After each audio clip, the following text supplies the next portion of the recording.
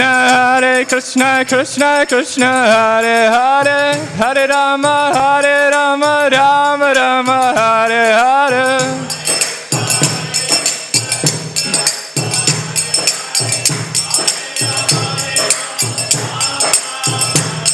Hare Krishna, Krishna Krishna, Hare Hare, Hare Rama, Rama Rama, Hare Hare.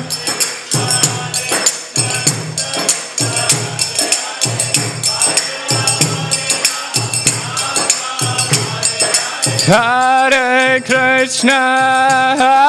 Krishna, Krishna Krishna, Hare Hare, Hare Rama, Rama Rama, Hare Hare.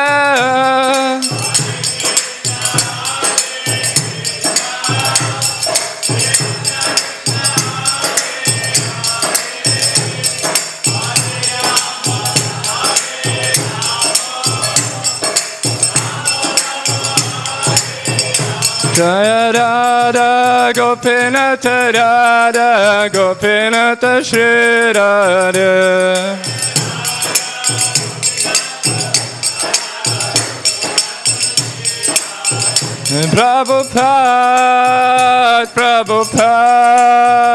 Prabhupada, Jaya Jaya Prabhupada.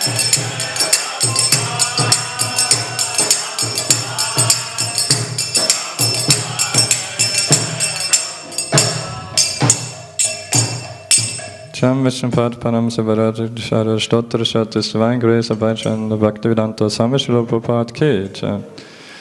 Grantarachi Mapakatam Ki Jai. Nitya Gaura Premanande Hare Hare.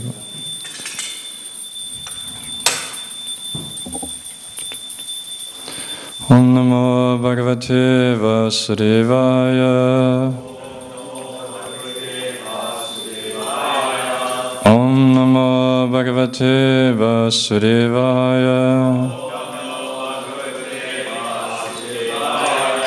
Om Namo Bhagavate Vasudevaya.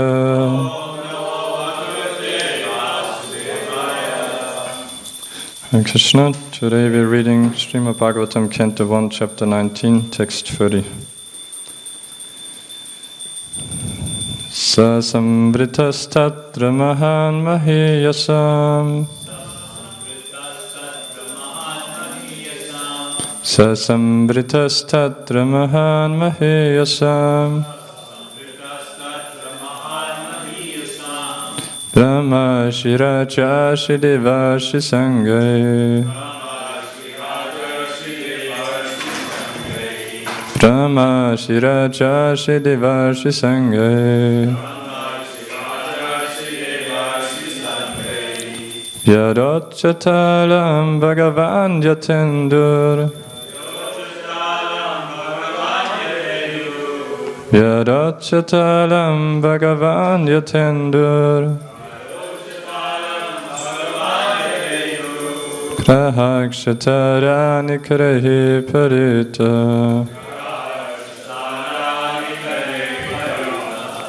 Krahakshatarani karehi parita. Sasamvirtas tatra mahan mahiyasam. Brahma shiraja shideva shisangai. Yadochatalam bhagavan yatendur. Krahakshatarani karehi parita.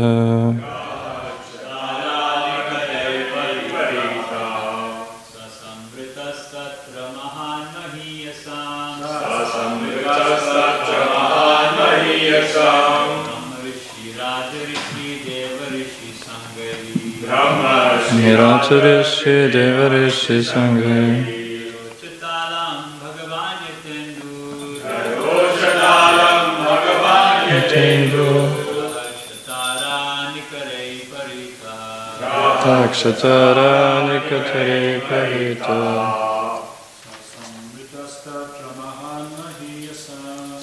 Samriktastatra Mahamahiyasam Namashi Raja Shidevasi Sangai Lokshatalam Bhagavatam Yatendu Ahakshitarani Kari Parita Sasamritastatra Mahan Mahiyasam Ramashiraja Shidevasa Sangai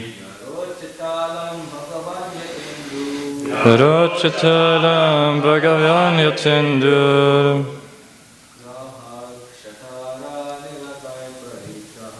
Rahakshatarani Kariparitam Vaishnavis. And translation and purport by His Divine Grace of Vajrayana Bhaktivedanta Swami Srila Prabhupada Ki Jaya. Translation. Shukadeva Goswami was then surrounded by saintly sages and demigods, just as the moon is surrounded by stars, planets and other heavenly bodies. His presence was gorgeous and he was respected by all. Purport. In the great assembly of saintly personalities, there was Vyasadeva, the Brahma Rishi, Narada, the Deva Rishi, Parashuram, the great ruler of the Kshatriya kings, etc. Some of them were powerful incarnations of the Lord. Shukadeva Goswami was not known as Brahma Rishi, Raja Rishi or Deva Rishi, nor was he an incarnation like Narad, Vyasa or Parashuram. And yet he excelled them in respects paid. This means the devotee of the Lord is more honored in the world than the Lord himself. One should therefore never minimize the importance of a devotee like Shukadeva Goswami. Om Agnanatimirandasya Grananshana Shalakaya Chikshurun Militam Yena Tasma Shri Gurave Namaha Shri Chaitanya Manobhishtam Stapitam Yena Bhutale Swayam Rupa Kadamayam Tadati Svaparantikam Vandeham Shri Guru Shri Uta Parikamalam Shri Gurun Vaishnavamscha Shri Rupam Sagrachatam Sahaganarakunatan Vitam Tam Sachivam Sadvitam Savadutam Parichana Saitam Krishna Chaitanya Devam Shri Radha Krishna Padan Sahaganalita Shri Vishakhan Vitamscha He Krishna Karuna Sindhu Dina Bandha Chikatpate Kopesha Kopika Kanta Radha Kanta Namastate Tapta Kanchana Korange Radhe Vrindavaneshwari Vrishabhana Satidevi Pranamami Hare Priya Vancha Kalpatarupescha Kripa Sindhyabha Evacha Patitanam Pavanebhyo Vaishnavebhyo Namo Namaha Shri Krishna Chaitanya Prabhu Nityananda Shri Advaita Gadadhara Shiva Sadi Gaura Bhaktavrinda Hare Krishna, Krishna Krishna, Hare Hare, Hare Rama, Rama Rama, Hare Hare. Hare Krishna, welcome to Srimad Bhagavatam class.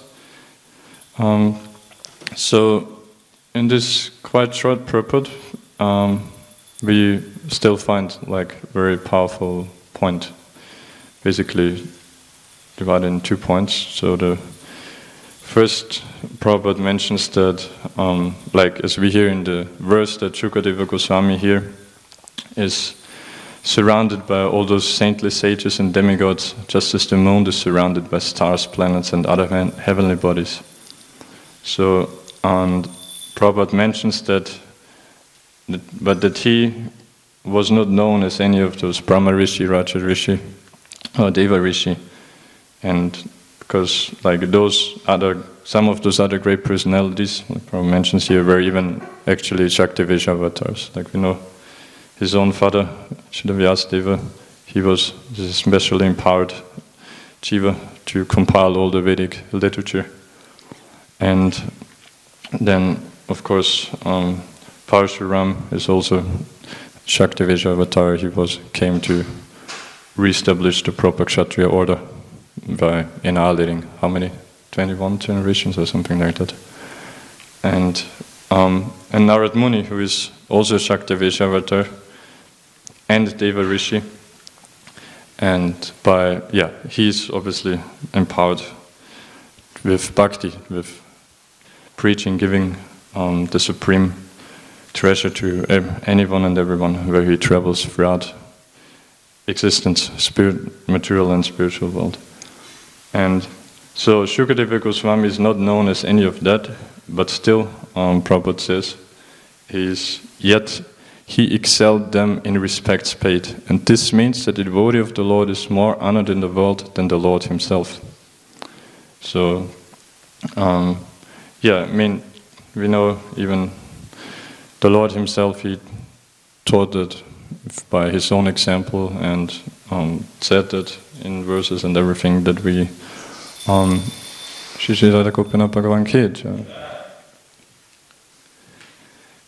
that like even Brahmanas, the rest of the society should pay great respect, and then obviously Vaishnavas is even much higher than Brahmanas. So he showed by his personal example, like we know from Krishna book how he received Sudama Vipra, his Brahmana friend and pure devotee, washing his lotus feet and everything. And same with Narad Muni himself, obviously, how when he came, and not even to only one Krishna, but like to all the different palaces, because he wanted to check out how Krishna is expanding in his same original form into 16,108 forms. And so Krishna himself, Lord Ramachandra, we know how great respect he pays to the different sages, devotees, and everyone. And so Prabhupada concludes then with the last sentence, therefore, that one should therefore never minimize the importance of devotee like Shukadeva Goswami. Because we need to be aware of that, otherwise we naturally, if we take devotees cheap, then we will offend them. And there's one nice example in Chaitanya Charitamrita with a chapter called that the Lord accepts prasadam at the house of Sarvabhauma Bhattacharya, and there we find how his Sarvabhauma Bhattacharya's son-in-law Amoga, he was also actually a Brahmana, but his mentality was very bad. He had very critical mentality and very offensive. And so knowing that, I don't want to go into a full story now, but so Sarvabhauma Bhattacharya knew that and therefore wanted to keep him out when he invited the Lord. But then somehow Amoga came in and offended the Lord, exclaiming, how is it that a sannyasi can take so much food? So Sarvabhauma Bhattacharya then chases him out, and he gets very aggrieved, he and his wife, the mother of Satya, what's her name? And then and the point I want to get to is that the Prabhupada quotes there in one purport quite very strong verses from, and the first one is from Skanda Purana, because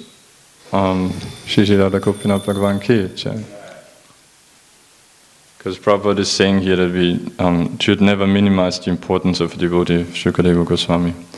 And here Skanda Purana is saying that if one is envious or angry with him, or does not offer obeisances or feel joy upon seeing a Vaishnava, he certainly falls into a hellish condition. So, what to speak of? Obviously we should never be envious, angry with a devotee. Should always offer respects, offer obeisances. But it says even one should feel joy upon seeing a Vaishnava. If you don't do that, then you certainly fall into a hellish condition. So this shows how how the mood should be in relating to devotees. That we should, it's our duty to all be aware of the greatness of devotees and thus accordingly treat them, like His Grace Managosh Prabhu yesterday nicely explained Rupa Goswami's prescription of engaging in those loving exchanges with devotees. And we need to be very careful to do that. Because if we offend, then we certainly fall down sooner or later. And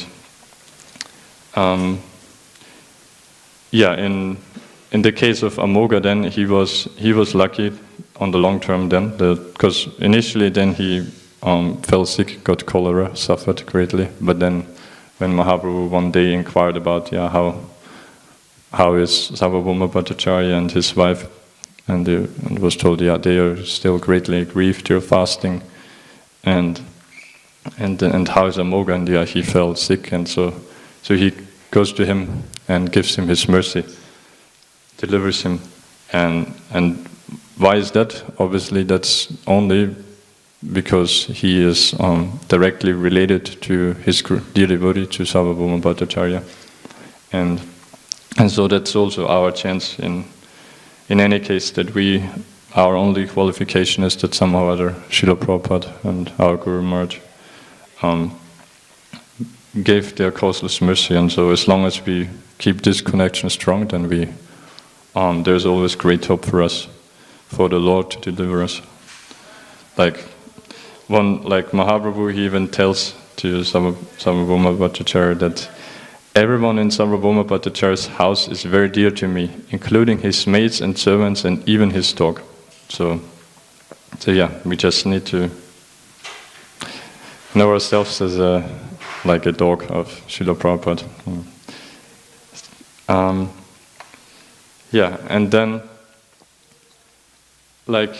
also obviously we know in terms of respecting devotees that because there's also many offenses we can commit against the Lord, which we always also need to be careful of not committing.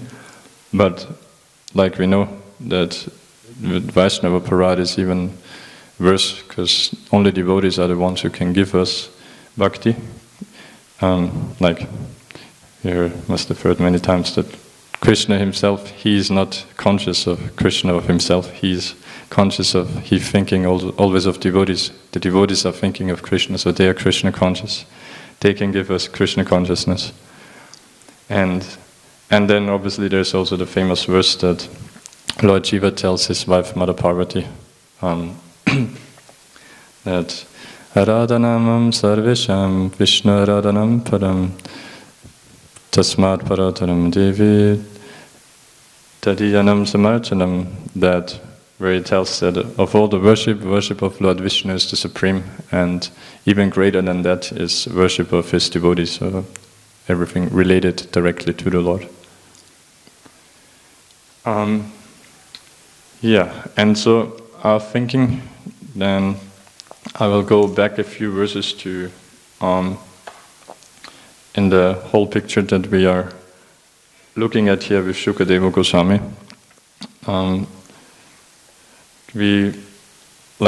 So yesterday we heard about especially how to deal with Vaishnavas, and before that His Grace Kamsai Sena Prabhu gave description of, because we were hearing in the last few verses the description of Shukadeva Goswami's beauty of his body, and because he being a completely pure devotee also naturally exhibits similar bodily features like the Lord. And before that we heard in text 25 how he actually appeared at the place there of the great assembly, and so there it was described that he was actually coming there. He was surrounded with women and children, and in the Prabhupada says there that he was neglected by the general populace, and inquisitive boys and women surrounded him as if he were a madman. And I was thinking of when coming across that, because the chapter I'm reading currently in Chaitanya Charitamrita is the 62 explanations of the Lord to Sanatana, of the Atmaram verse to Sanatana Goswami.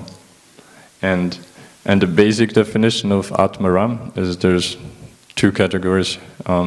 Either you're completely transcendental, like in the case of Shukadeva Goswami, obviously, or the other type of Atmaram is when, so-called Atmaram, is when like transcendental means you're absorbed in spiritual happiness, and that's why you're self-satisfied. You don't need anything material. And the other Atmaram is if you're so-called material happy, which you can only be if you are ignorant to all the suffering, all the nonsense in the material world. And so either you're full or you're transcendental. That's how you can be Atmaram. And so those women and children, they were thinking of seeing Shukadeva Goswami naked and like oblivious to the material world. They thought he's just a madman, he's a fool. So they were thinking he's in that category. Whereas then we hear in the next verse how obviously all those great sages, they being, it's described actually even the detail why, because they were expert in the art of physiognomy, that they, simply by seeing his beautiful bodily features, could immediately understand that he's a Mahapurusha, a great personality, that he's a transcendental Atmaram. And then in the next verse, in the purport there, Prabhupada says that Sri Shukadeva Goswami, who is described here as the son of Vyasadeva, was by his knowledge more experienced than all the sages present there, although he was only 16 years old. And yeah, that's quite extraordinary also, saying that, like, you know, even Srila Vyasadeva is there, who obviously told him the Srimad Bhagavatam and everything, and compiled all other Vedic literatures, and still it said there that Shukadeva Goswami was, by his knowledge, more experienced than all the others there. So that shows that real knowledge, real experience comes only from pure devotion. And in that regard also, I remember my Guru Maharaj, His Holiness Devamarita Swami Maharaj, saying in a lecture that real experience we get by, or rather, simply by reading Srimad Bhagavatam, we actually become experienced spiritually. Whereas, because we might think sometimes that we hear, okay, simply by hearing Srimad Bhagavatam, hearing the holy name, we become perfect, we become experienced devotees.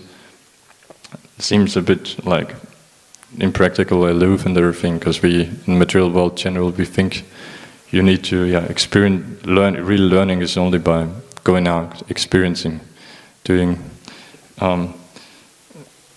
failing in that, or how do you say, trial and error.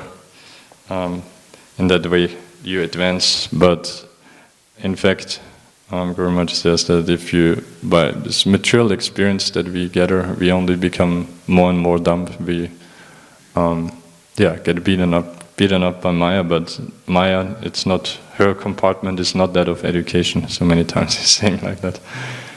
Because the tendency might still be there for us that we think somehow, by my experience, then I can learn. But actually, rather we can learn and become experienced simply by exposing ourselves to Srimad Bhagavatam.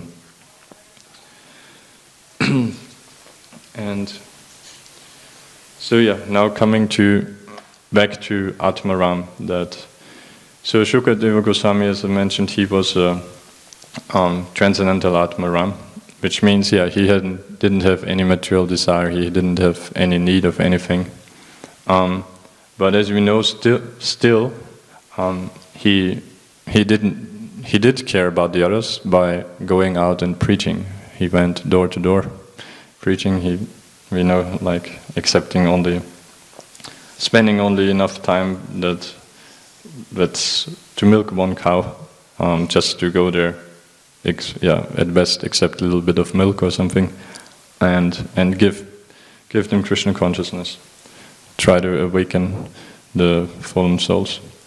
And why did I say still, that he still preached? Because actually we know it's the very nature of the living entity is to, first of all, to consider himself the eternal servant of the Lord. That's also mentioned in Mahaprabhu. Explains that as one of the many definitions of Atma is that of one's nature. Like there's, for example, no Atma. It means the self, obviously, so the soul, but it can also refer to body, mind, intelligence, and even some more like endeavor, and different things, or even directly to the Supreme Lord. He's the Supreme Atma.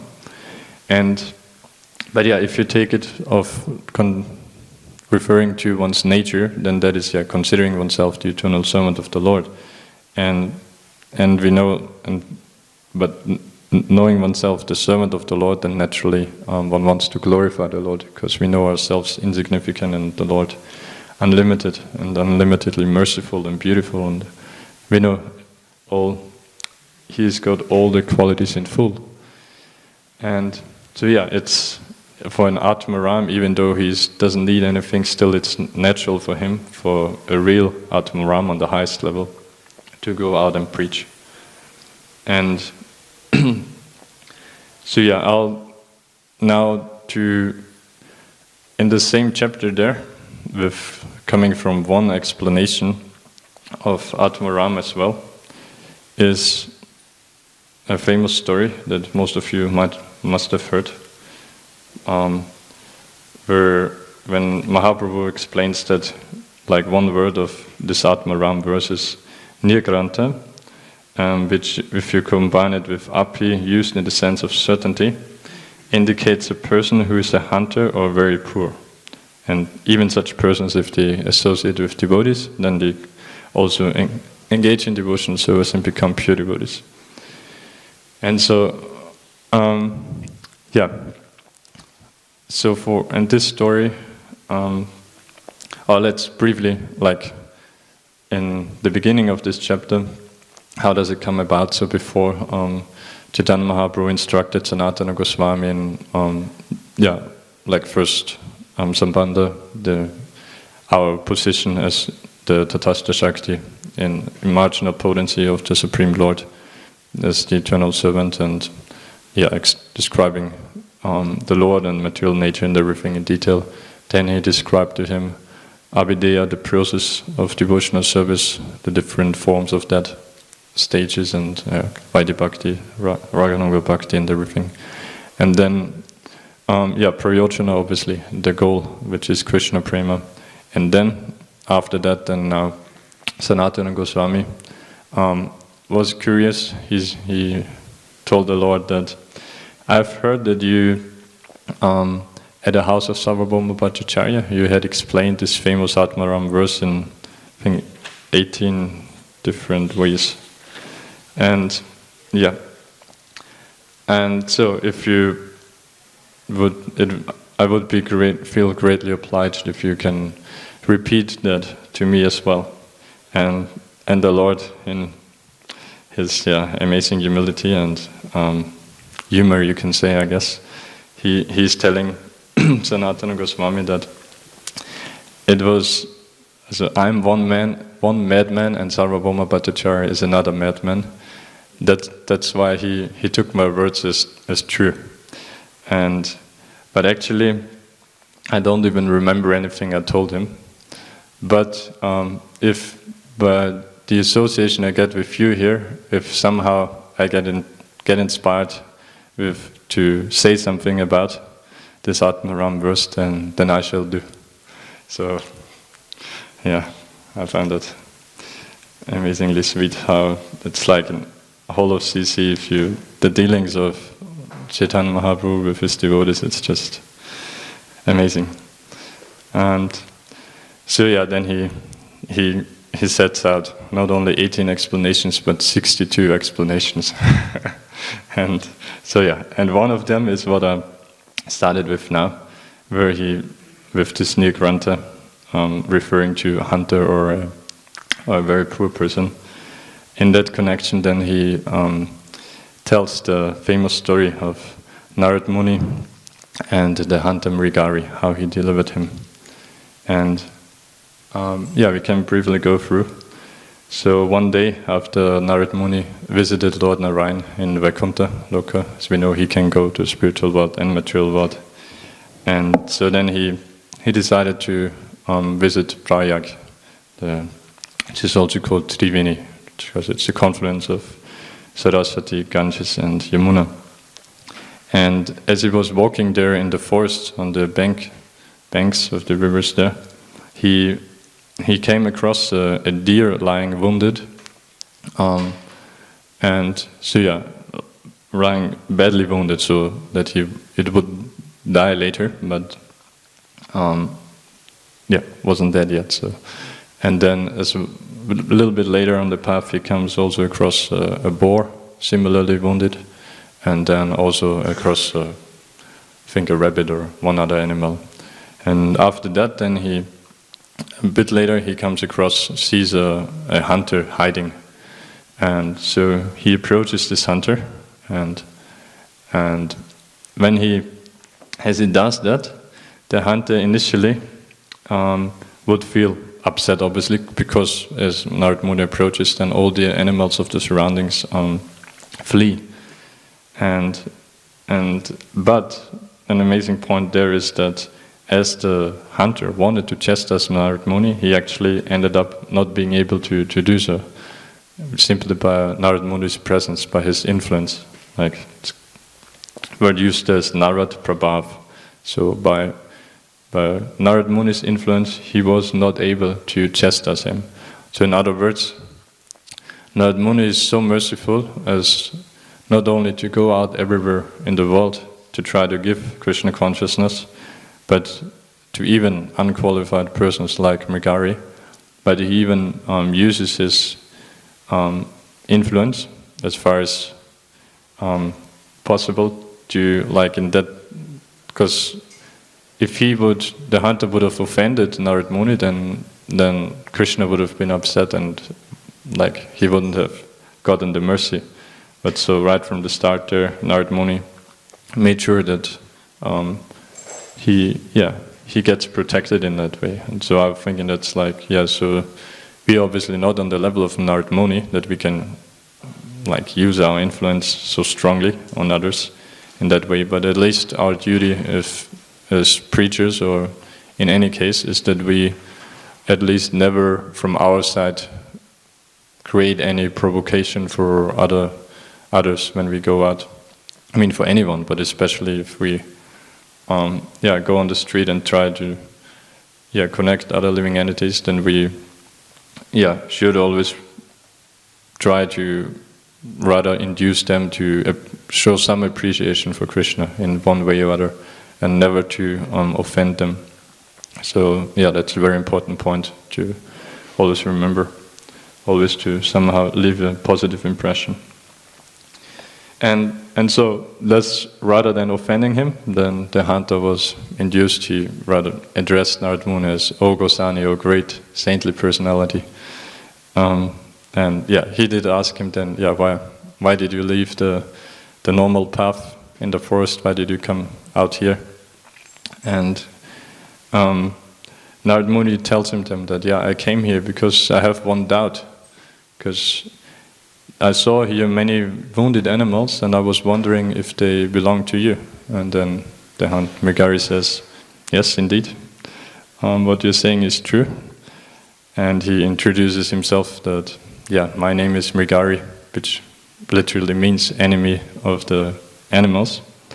And that he, Narad Muni inquires, but why are you doing this? Why are you not even properly killing them? Why are you half killing them and giving them so much suffering in this way? And Mrigari explains that, that's what I was taught from childhood, what my father taught me, and but then Narad Muni asks him that if I can ask one thing in charity from you, and Mrigari tells, okay, yes, you can have anything. If you come back home with me, I have nice tiger skins or deer skin, whatever, choose whatever you like. And obviously Narada Muni says, no, I don't need any of that. What I'm asking for is, if you can, please, when you're hunting animals, at least kill them fully and don't give them so much suffering by half killing them. And then Mrigari says, what kind of charity are you begging from me? What's wrong in half killing those animals? And Narada Muni explains to him that if you half kill the animals, then that is you're purposefully giving them pain, and that is a very great sin. And there, in a very powerful poem, Prabhupada, I'll just read a small section of that, Prabhupada, where Prabhupada explains that although Mrigari was uncivilized, he still had to suffer results of sinful activities. But, however, if a civilized man kills animals regularly in a slaughterhouse to maintain his so-called civilization using scientific methods and machines to kill animals, one cannot even estimate the suffering awaiting him. And so, how is that going on? Because all our so-called leaders of modern society, no one knows anything about the stringent laws of material nature, about the law of karma. And in that way, everyone is actually blind. And so Prabhupada then quotes from Bhagavatam this famous verse about that, the blind are simply following the blind. And in that way, they suffer unlimited pains in the future. So, I was thinking in that connection that, like, we see with Shukadeva Goswami that, yes, he was also a great preacher, pure devotee and everything. I don't mean to minimize him, but for our appreciation for our founder Acharya, if you look at it, and if, like, especially if you read all those purports like that, then you really feel like the intense compassion that Prabhupada feels for all living beings here. And I was thinking, like, from one perspective, you can look at Shukadeva Goswami. He, back then, 5,000 years ago, at least people were, in general, still more civilized and less sinful, suffering less. But now, when Prabhupada came, it's, like this, especially, all the four main sinful activities, but especially this one of killing animals, so prevalent, and like Prabhupada says, you can't even imagine how much they will suffer. And that's why we see, like, in Prabhupada's whole life, whole preaching, every class, every purport, everywhere, you see and feel how his intense desire of giving mercy, of saving humanity from this greatest danger of not only losing human life and losing the opportunity for reawakening our love for God, but of, like, creating such unimaginable bad reactions, suffering for ourselves and for others. And and like we know with Prabhupada, that's why he's also Atmaram, but he was still so anxious to preach. We know that obviously famously he practically his last breath he was still dictating those purports on Srimad Bhagavatam, and also like towards the last several months or somewhere, I don't remember exactly, but like I know he was even still had such a strong desire to preach, although he was like couldn't even stand up or anything. He still actually attempted a world tour, right? So, and they had unfortunately then they couldn't continue it, but they actually attempted it. They started. I think he went to London so like, and him lying flat on the back seat, that's how they took him first out, starting the world tour. And that's like, so it's can't even grasp how, not only how transcendental, but how intensely compassionate Srila Prabhupada is. And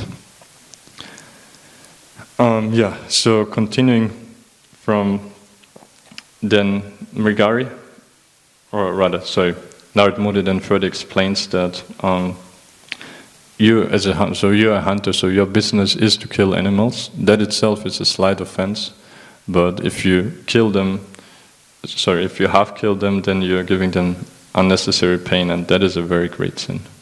And there Prabhupada explains that, yes, okay, overall we know in human society there is always less civilized people who will eat meat, but then that's why Vedic injunctions are that at least do it very regulated.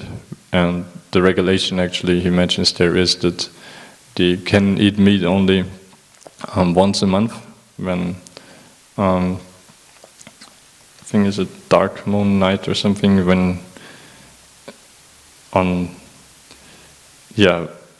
how they kill, first of all, obviously never any animal like cows or any high animal, but something like a goat, and to cut the throat just with one slice to give as little pain as possible and give a quick death.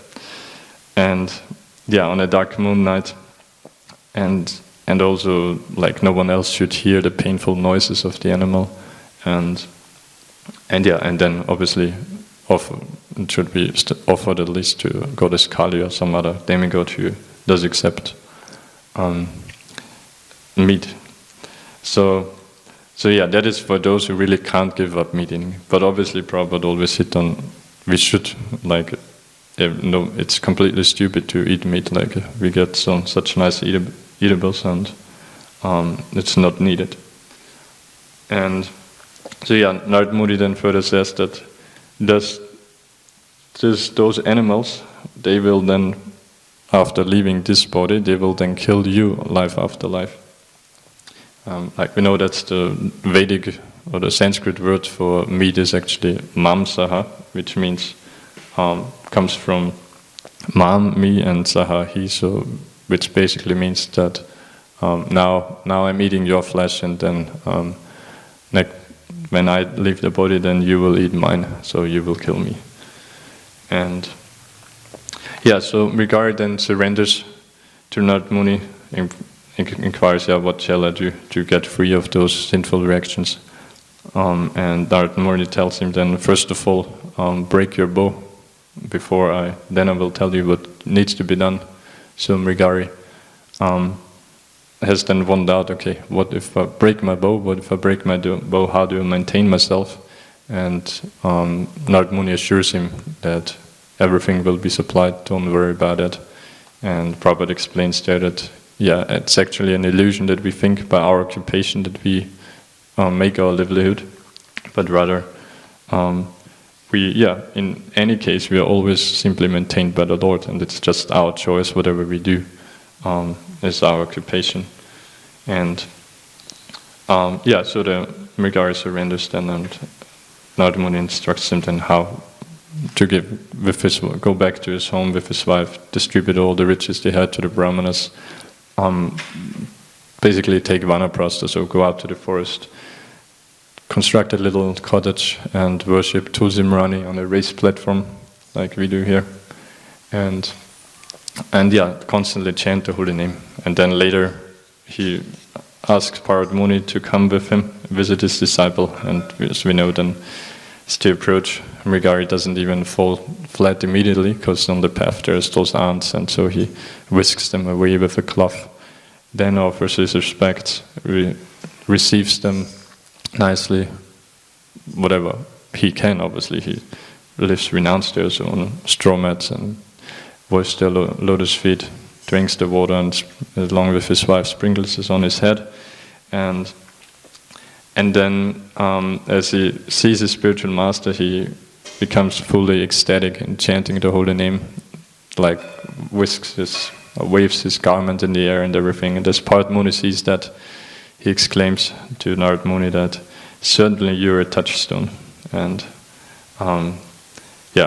Prabhupada quotes that in Bhaktivinoda Thakur that the position of a Vaishnava can be known by how good a touchstone he is. In other words, how many devotees one devotee makes in one's lifetime. So, yeah, I'll end here. Thank you for your attention. Grantarachima Bhagavatam Ki Jai. Prabhupada Ki Jai.